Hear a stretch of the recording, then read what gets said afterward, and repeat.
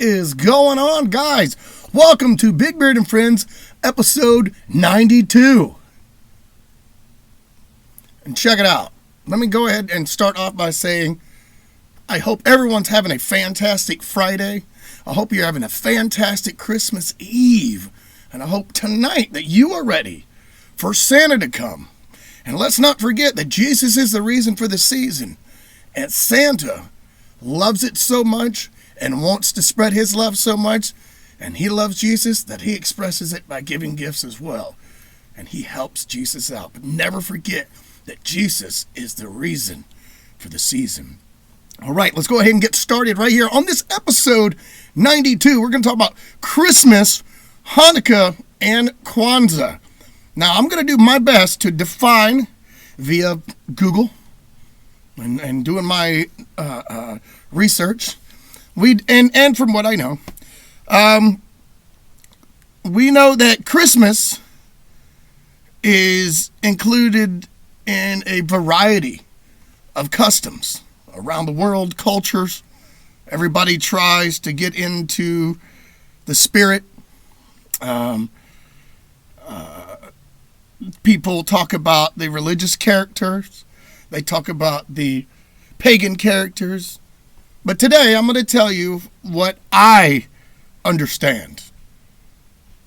I know that Christmas, in my world, I see Christ and I see must. More Christ, Christ more Christ, Christmas. That's what I see. Okay. But, some people don't just see. Some people want to talk about their feelings and talk about what they see when it's wrong. I'm not saying don't voice your opinion.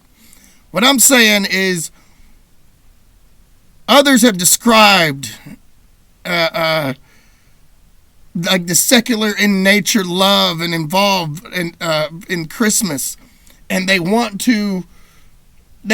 I say it like this because it's kind of confusing. I'm not trying to step on toes. Like, you either like Christmas or you don't. You celebrate it or you don't.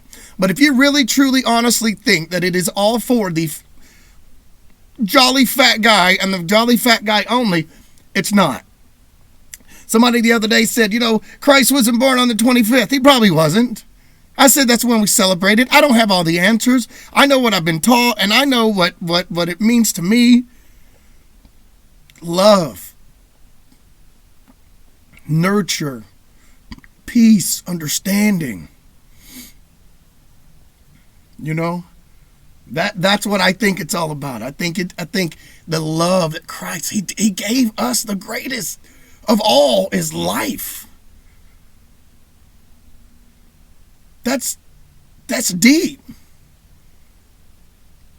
I don't understand. If you hate something, you've got to damn it to hell. Why? Once again, the way I believe and the way I was raised is he would have never done that to you. I don't understand. I really don't understand.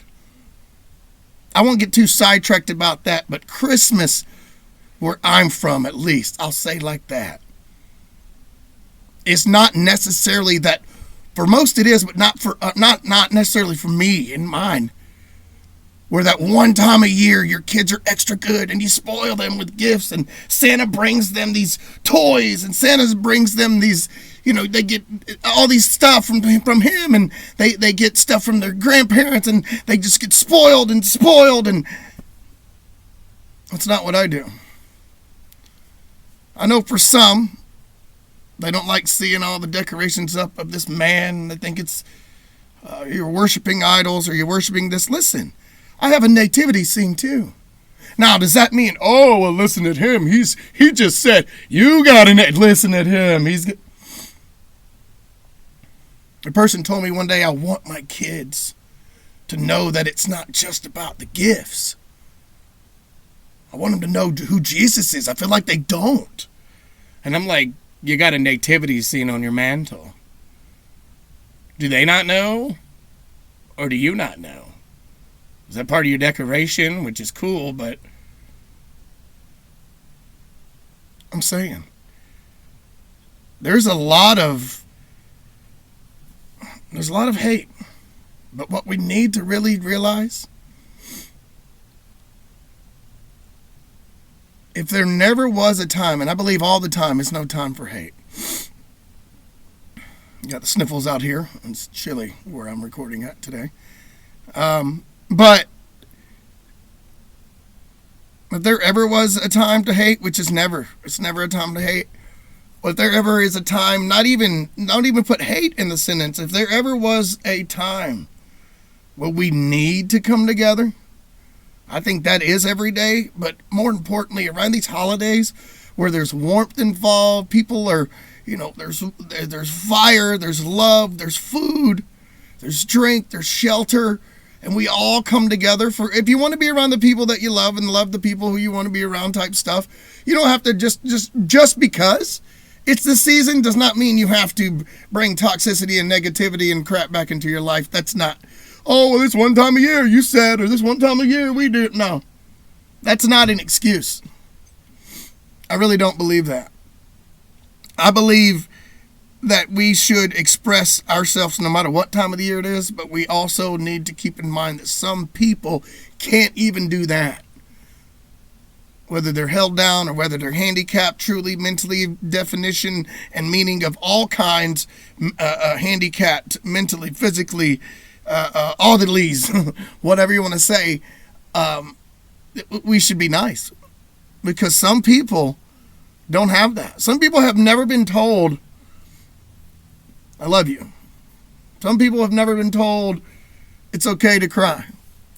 Some people have never been told anything of goodness. And sometimes around Christmas time, that's when. Christmas. You know?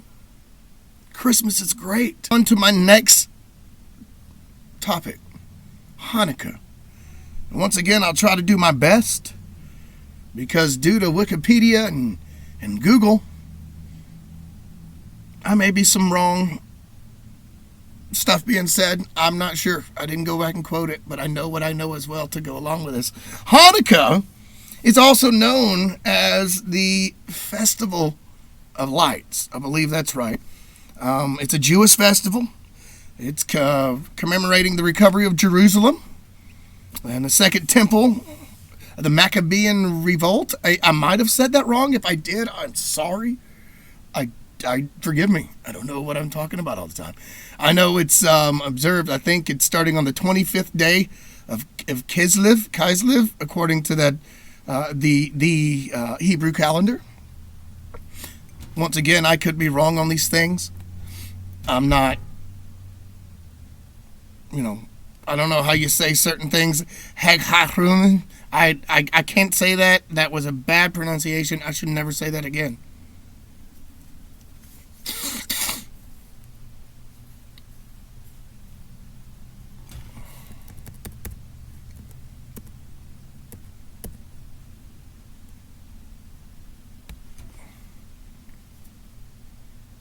But I do know that it is observed and celebrated by lighting the candles at the candelabrum.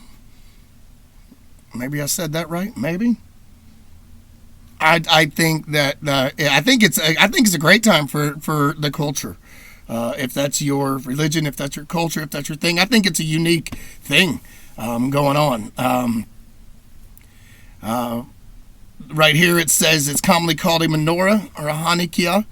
One branch is typically placed above or below the other candles as it's used to light the 8 other candles.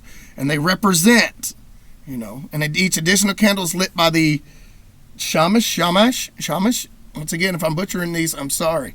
So there's some cool facts to learn about cultures instead of going, what is this Hanukkah? What is this? I was telling a guy I might do Hanukkah, and he's like, what are you talking about? I'm like, I might do Christmas. Well, what do people want to hear? And it's funny as another guy tells me, you know what? I think you should do Christmas, Hanukkah, and Kwanzaa. And I'm like, you know what? That's really cool because it'll help me too. I I know that the Hanukkah has the one of the games is they play with the dreidel. Let me see if I can find the boom boom boom boom. Okay, all right. Well, here it says oil-based foods and dairy foods. So I didn't know that. I just read that just right now in real time. I just read that, and it's a place for it's a culture thing. I'm learning a lot about this. There's so much you can go on with Hanukkah, and I think that it's very, people keep it sacred, and I think they should. If that's your culture, if that's your thing, I respect you, because I think that it's okay to have that in your culture. It's okay to do what you do. Now, if you're Jewish and you don't celebrate it, I don't know if you can or can't. I don't know if you have to. I don't know if you're just looking at me and going, hey, I don't know what he's doing.